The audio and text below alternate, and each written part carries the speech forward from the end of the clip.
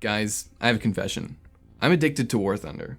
Every day I log in and tell myself, just one game, and I leave 20 games later, hungry and realizing I've both wasted all my free time and I'm another day late in putting out another video. My hope is that this review will help me purge my addiction, finally putting my thoughts on this game to rest and allowing me to move on. And with recent events going on in the War Thunder community, I feel like this is as good a time as any to put out this video. So sit back and grab a snack while I walk you through the pros and cons of this crippling addiction. Let us begin. Almost nothing in this game is simple, but let's try to start with the basics. War Thunder is a free-to-play combined arms multiplayer game where you can unlock and play as roughly 2,000 historically accurate military vehicles from a bunch of different countries. You heard me right, 2,000 vehicles. There's more vehicles in this game than there are Pokemon, and they have fucking trash Pokemon now. You start off at stuff from the World War I era, and by collecting research after every match, you can eventually grind up to stuff produced in the modern day. The most important and unique feature that War Thunder has is its realistic damage modeling system. Your weapons, armor, ammunition, and the internals of your vehicle, both mechanical and fleshy, are accurately modeled.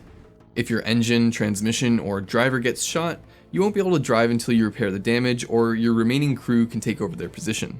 If your flaps and elevators get shot, you'll lose some control over your aircraft and you might just fall out of the sky. And if you hit a tank's ammo storage... Pro tip to new players, don't take too much ammo. The amount you take is actually modeled in the vehicle, so the more you take, the more likely a stray shell is going to blow your tank sky high. Best to lower that ammo slider to around 20 or 30 rounds. Positioning, situational awareness, and map knowledge are incredibly important, as fights are often decided based on who gets the first shot off. Getting one shot is extremely common, and even when it doesn't happen, a single well-placed shot can cripple multiple systems, leaving your ass wide open to receive the next shell. No. Wait. With this in mind, understanding both your and your enemy vehicle's capabilities is crucial to success. Now, with thousands of vehicles in the game, you might be starting to worry about having to memorize everything, but it's not like when you load up into your little German World War II anti-aircraft car, you have a chance to run into modern tanks. Vehicles are assigned a battle rating based on their capabilities, and you're matched with vehicles that are around the same level as your own. This vastly narrows down the potential tanks and planes you could face, so as you play, you start to get familiar with the vehicles in your battle rating range. And there are also general principles that you can fall back on that generally apply to most vehicles.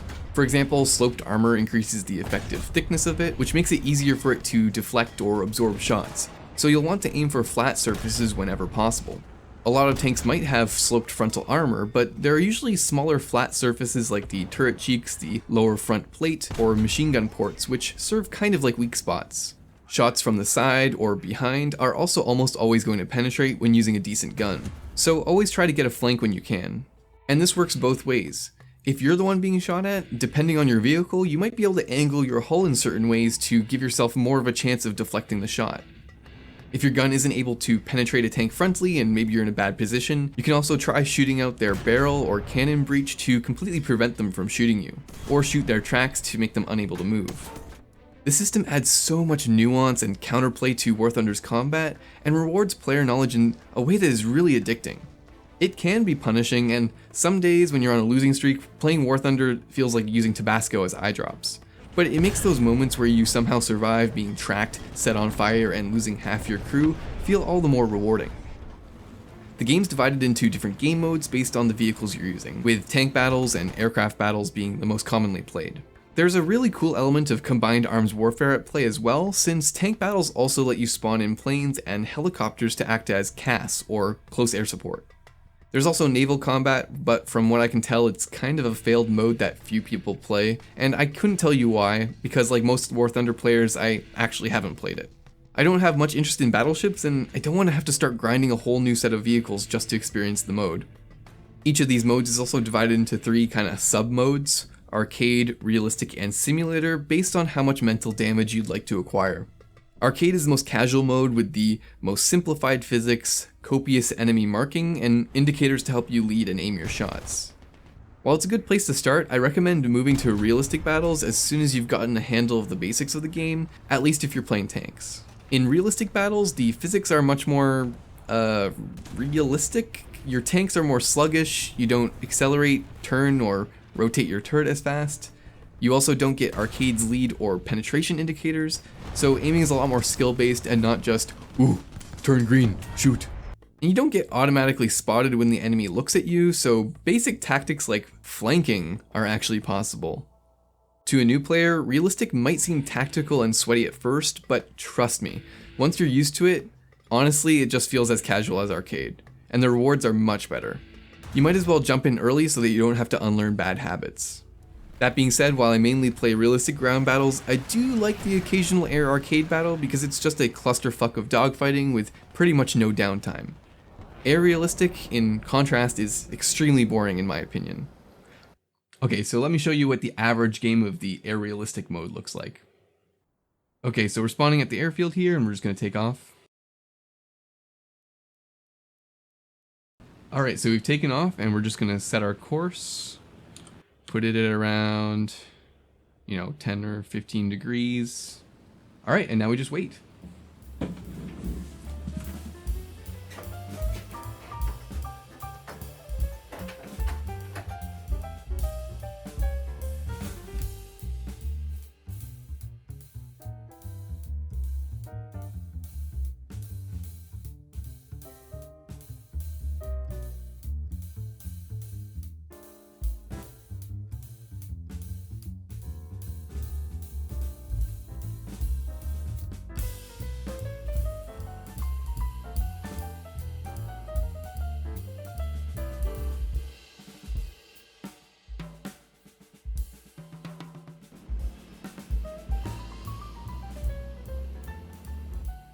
Alright, looks like we're finally near the action.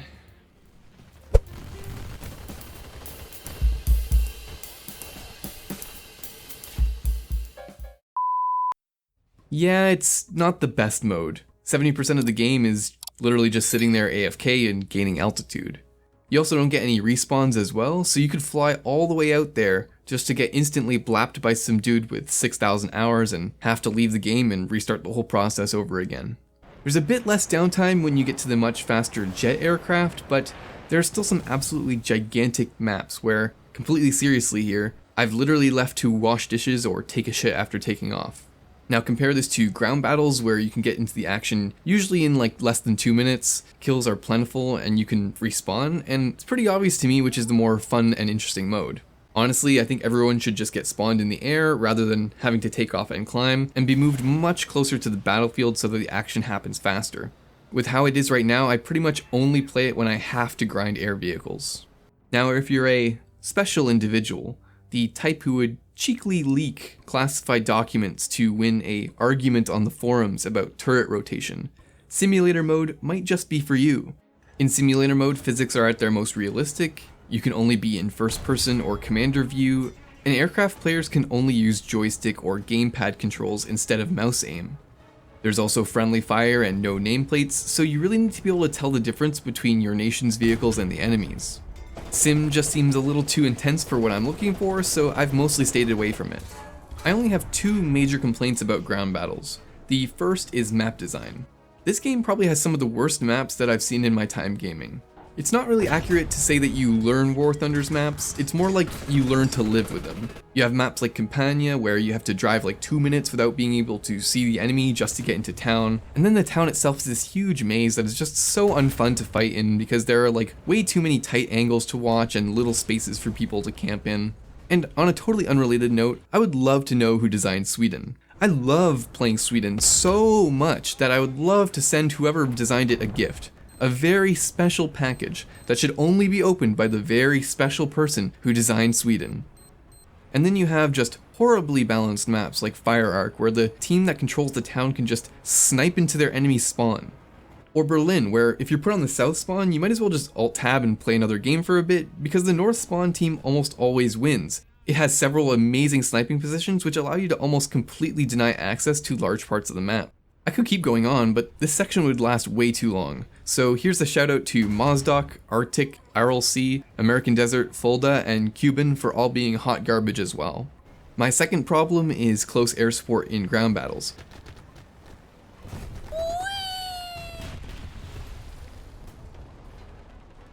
Don't get me wrong, as I said before, I think that the combined arms element that CAS adds is an interesting element of ground battles. The problem is that it's really tough to balance aircraft versus tanks. Hi, how are you? You know, there's this little concept, you probably haven't heard of it, called air superiority. As we see in real life, aircraft are an extremely effective counter against tanks. And even more so in a game where we don't have the limitations of real life, like having to worry about training pilots, massive anti-aircraft batteries, or infantry armed with manpads. I don't find CAS in early tiers to be too bad. Little World War era piddly biplanes are pretty slow and easy to shoot down with machine guns, and they don't have a lot of bombs. But once you start getting into tier 4 and 5, where aircraft are getting faster and jet aircraft are starting to come into play, there's a huge imbalance in favor of aircraft. The machine guns typically mounted on your tank don't do a decent amount of damage anymore, and faster flying aircraft are much harder to hit. It's really frustrating since most tanks have absolutely no counterplay against planes. It's not like you can outrun a plane going minimum 400 kilometers per hour in your little tank. It's just that they see you and you're dead unless they whiff their bomb drop. The worst is when you get revenge bombed. You kill someone in a tank and then they immediately spawn in a plane to go right back to where they know you are and bomb you. And if they're decent at bombing, there isn't really much you can do about it. Pretty much every time I die to bombs at the end of a kill streak, it's from one of the people I killed, and it just feels super cheap. You can play as self-propelled anti-aircraft guns, SPAA, but they just aren't a good enough counter. Using SPAA effectively has a much higher skill floor than using CAS. Learning how to drop bombs is pretty easy, but shooting down these fast-moving planes and jets with autocannons is comparatively much more difficult. And it's extremely easy for a pilot to avoid AA fire because it's almost impossible for them to hit anything out past 1 kilometer. Which means as an SPAA, you have to rely on taking someone by surprise while they're going for a bombing run, or for the pilot to just be incompetent and fly right at you. And most AA vehicles are open-topped and lightly armored, so they can easily be killed just by a good strafe of a plane's machine guns, and usually don't do well at all in fights against other types of tanks. I won't talk about CAS in higher tiers because I personally haven't experienced it, but getting sniped by helicopters and planes with guided missiles from like 8 kilometers away doesn't sound very fun to me as well. Now, CAS enjoyers will come up with all types of reasons to try and explain that it's actually balanced, guys, but most of these fall apart if you use a few brain cells. Like the classic, just spawn SPAA.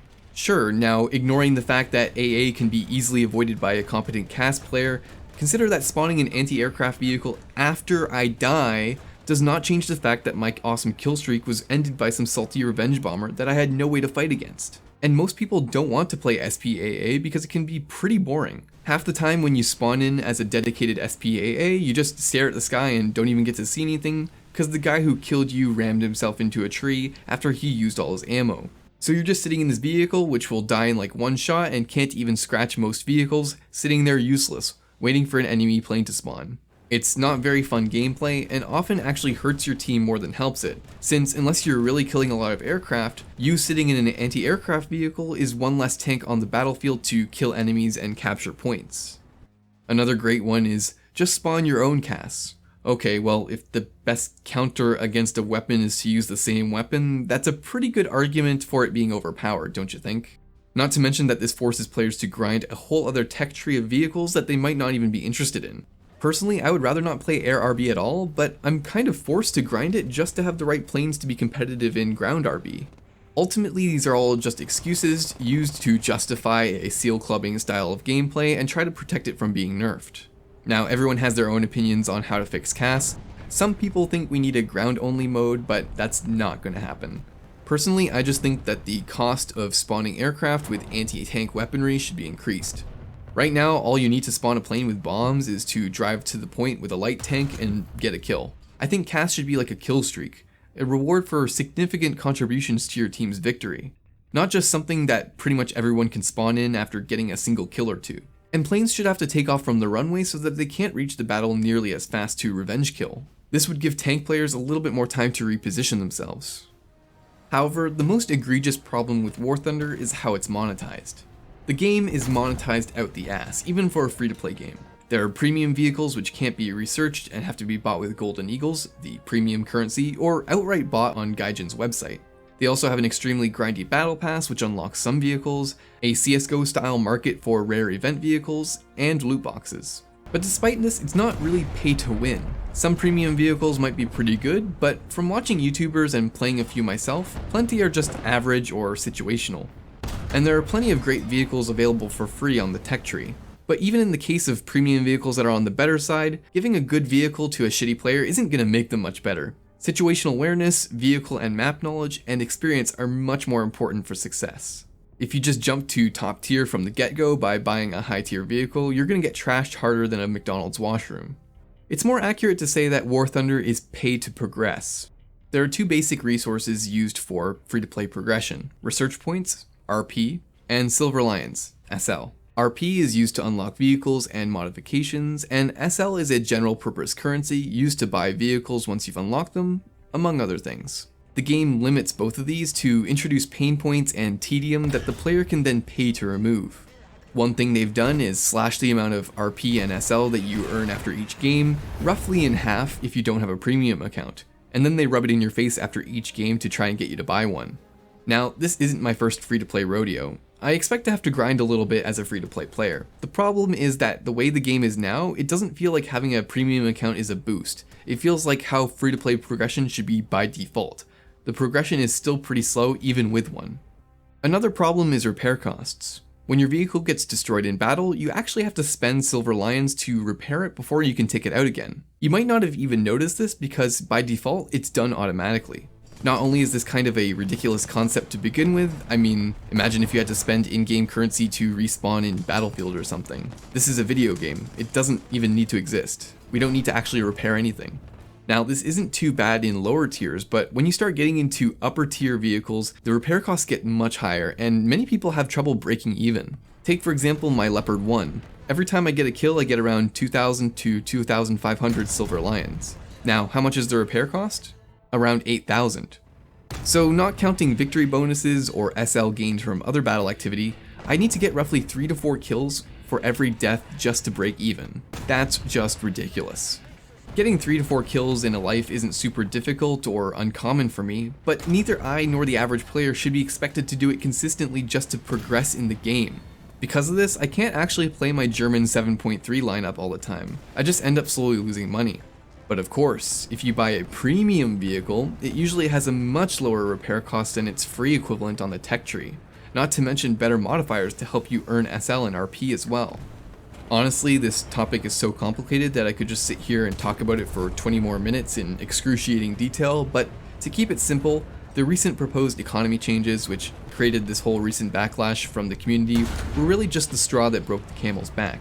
Over the past few years, Gaijin has been incrementally lowering the amount of Silver Lions and research points that players can make, and increasing repair costs as well. If you couple this with new vehicles being regularly added, which increase the amount you have to grind, it really feels like making decent progress while free-to-play in 2023 isn't feasible anymore, and you have to buy premium account time and or a premium vehicle to help grind out your tech trees, which I hate to admit is what I did when I saw there was a sale on the SU 25K. With it, and the little bit of premium time that came with it, I was able to clear through the lower ranked Russian aircraft decently fast. Before that, in my experience as a free-to-play player, it took me around 500 hours to reach rank 3 in German planes and rank 5 in German tanks.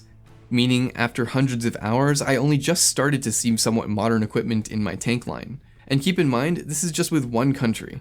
There are 9 other countries one can grind through as well.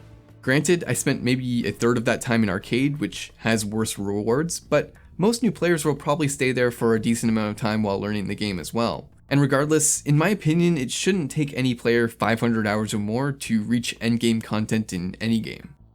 Gaijin seems to think that if players progress too fast, they'll eventually leave without ever spending a dime. But I think that the grind could actually be reduced like 4 to 5 times the amount it's at now, and there would still be a reason to buy premium to progress faster. It's just that slow.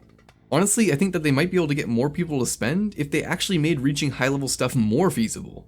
Imagine how many people log in for the first time, see how long they'll have to grind to play the modern tank that they saw in the War Thunder ad, and then just leave before they actually get invested. Things might get better though. Gaijin has walked back the changes that started this whole fiasco, and have promised to put out a roadmap for economy changes by June 14th. I don't exactly trust them or have high hopes for their solutions, considering they purposely brought the game to this state in the first place, but I hope to be proven wrong. Despite the amazing times I've had with War Thunder, I feel almost obligated to tell you not to play it. It's truly one of the best vehicle combat games out there, but as of now it's marred by one of the most tedious and predatory monetization and progression systems that I think I've ever seen. It's like the most delicious pizza you've ever seen, topped with a steaming dookie. It can easily consume your life and make you wonder why you spent tens of hours grinding for a tank you didn't want, to grind for another tank you didn't want, until eventually you reach the tank that you actually wanted, only to start grinding for another tank. But if you do decide to play War Thunder, the best advice I can give you is to try to find a set of vehicles you like and just stick with those. The grind is real and will make you miserable if you expect a sane pace of progression. But if you just want to shoot cool tonk, you can have some pretty good fun here. Well, that's about it for this video. If you made it through the whole thing, you're a champ and you definitely have a big dicker max. Leave a comment if you enjoyed, and if you want to see more, hit that sub button, you know where it is. See ya.